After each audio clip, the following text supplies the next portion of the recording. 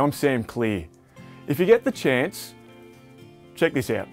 This is the book of the walk around the world. It's funny, it took me 18 to 19 months to walk 15,500 kilometres around the world. It took me 4 years to write the story of the walk.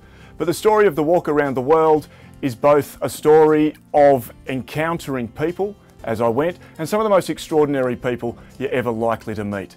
There are people in this book who tried to kill me. In fact, I nearly lost my life 11 times. There are other people in the book who went to such extraordinary lengths so that the mission could continue, so that I could continue to pray for unity and that other people would join that prayer of praying for unity.